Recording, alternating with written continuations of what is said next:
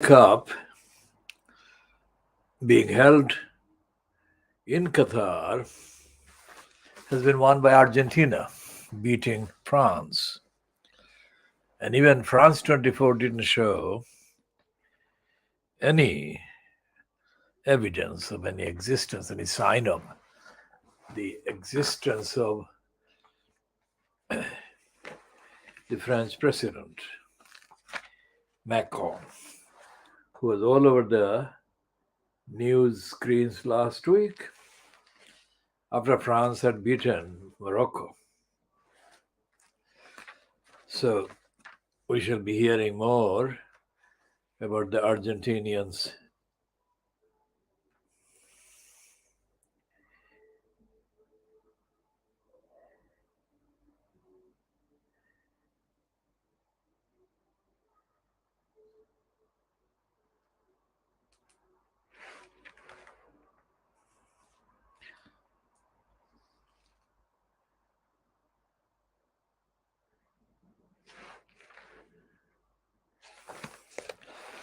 So there is a piece in the Sunday Times magazine of the 18th of December 2022 about Public Enemy. There is a number of criminals, mass murdering foxes. And there is one criminal that has been featured in this article. I'm not going to even look at it. And there are other people who are absolutely correctly identifying foxes as this woman has done. The actress Kate Beckinsale ruffled feathers in July when she posted pictures of herself feeding the local fox Peepo in her mother's London garden. And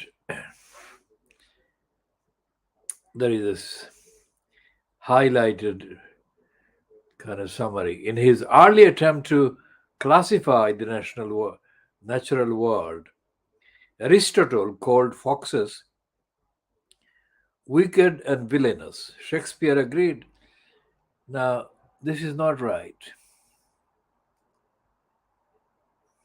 And there is a whole list of how to keep foxes out. Tips for outfoxing intruders. And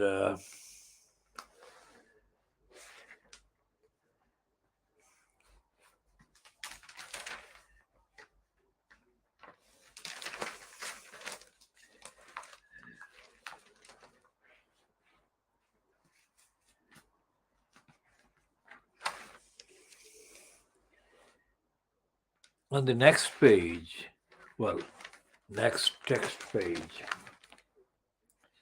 is Stacy Fletcher and Denise Humphreys treat a patient at the Fox Project, one of the animals suffering from mangy.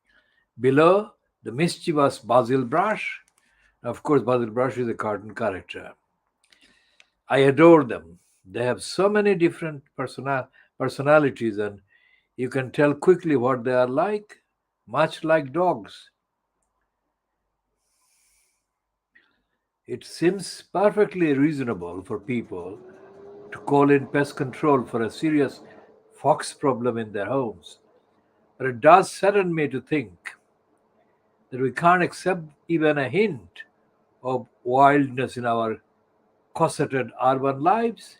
When I see a fox cross a city road, I don't usually feel horror or outrage.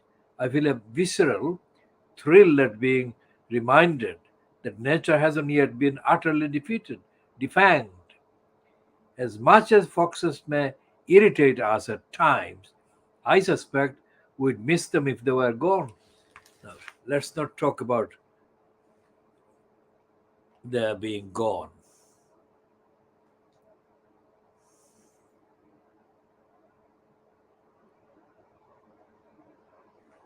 So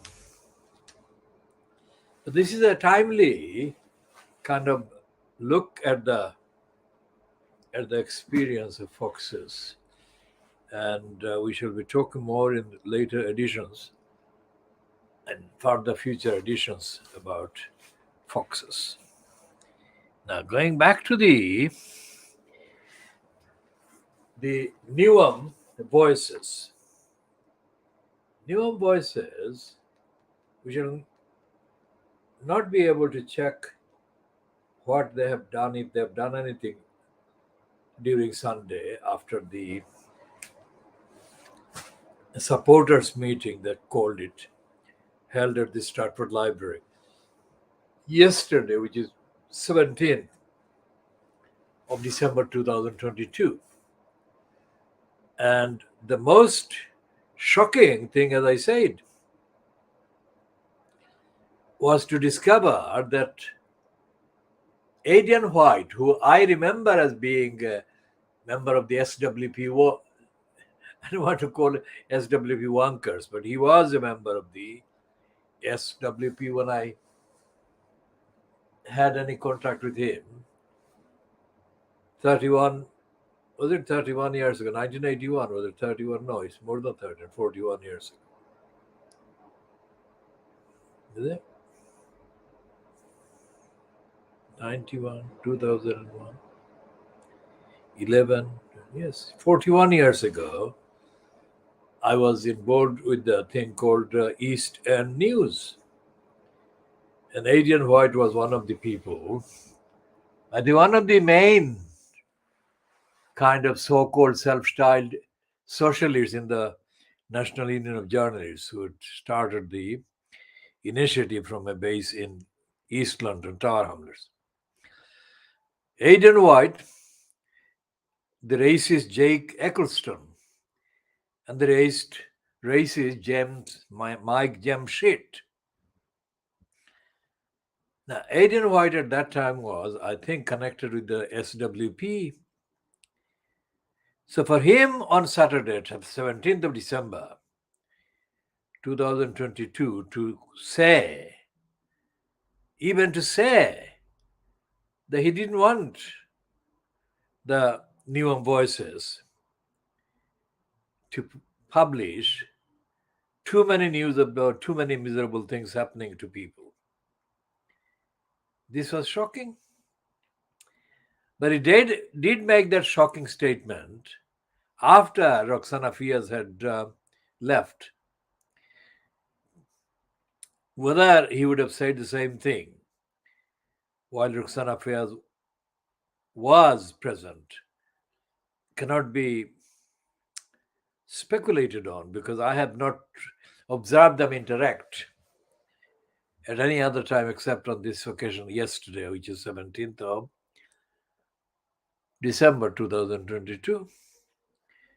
And there was this councillor from Forest Gate South, I think, man of African or Caribbean background, called Winston Vaughan. Winston Vaughan introduced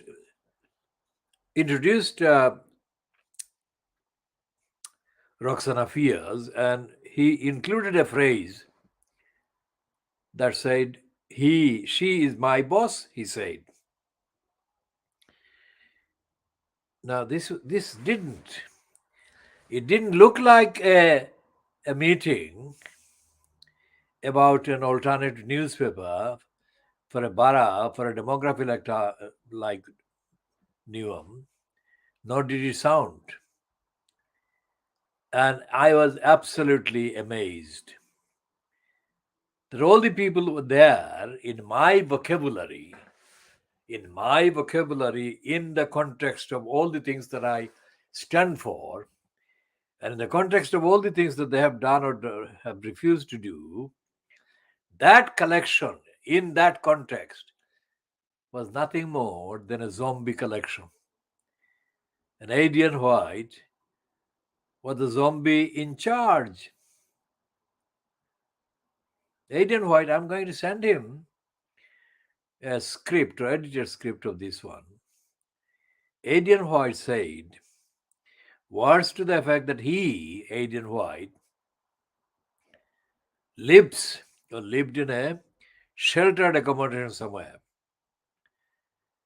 So he's a fully fledged retired individual. But later he said to me before I left that he had spent 30 years in Europe. I remember that. That's why I asked him, was he in Europe? And he said he was. And then he emphasized the fact by saying that he was in Europe for 30 years. And it was something to do with the International Federation of Journalists. Something that reminded me of Dennis McShane having done after he was disgraced as a member of parliament. Was he disgraced as a member of parliament? After he left the NEJ or something. Whatever Adrian White may think had happened on Saturday the 17th of December 2022, because he said that about 50 people, it was beyond his expectation. Now, we are talking about Newham. In my reading, Newham, as a demography, remains one of the most unrepresented demographies in all of England, and that there is no democracy in the Newham Council, not any whatsoever.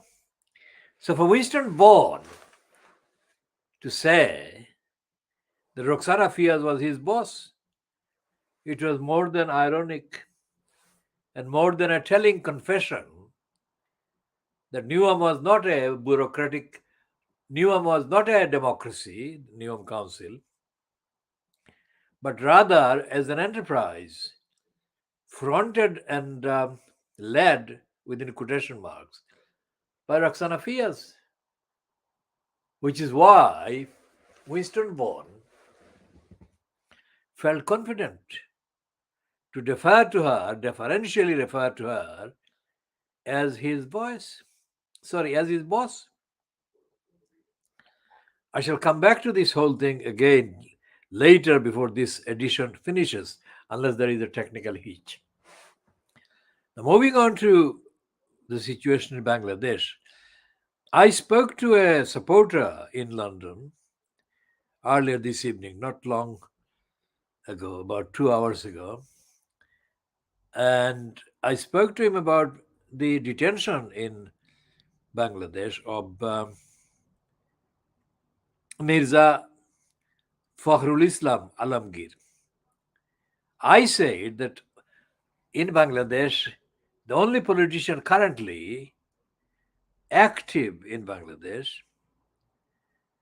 was Mirza Fakhrul Islam Alamgir, who was a decent individual and he should not be detained at all. So this individual who supports the Bangladeshi Nationalist Party said that all the people agree. Now, I don't know what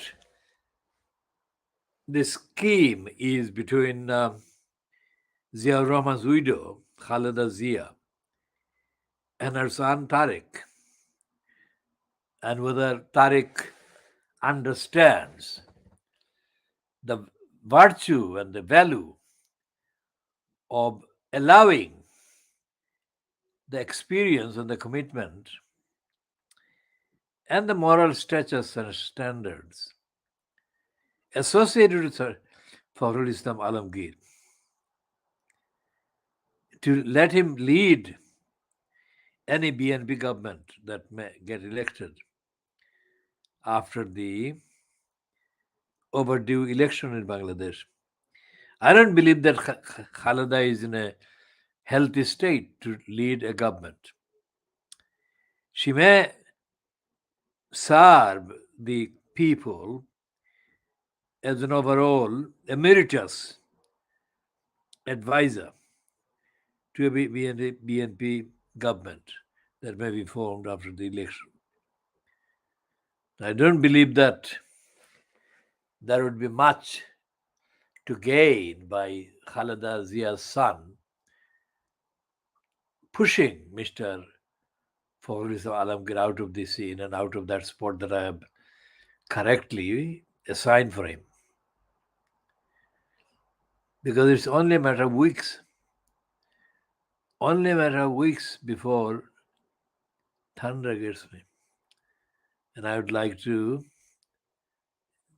thank the sole individual from the local publishing network that has turned up and supported the idea. There are leaflets and ballots on the walls going to the venue of the rally that took place in an informal way in London this evening. I didn't go there, but I'm just saying that that's where I saw the leaflets. And if things go the way they are, and if the Bangladesh Nationalist Party stops being a dictatorship,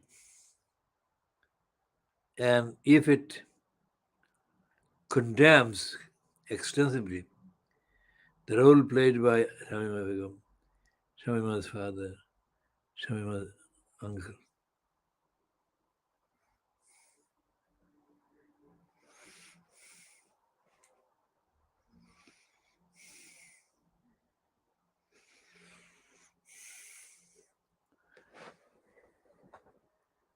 So, what we shall be doing, making a break here at this stage as well, and come back for part D.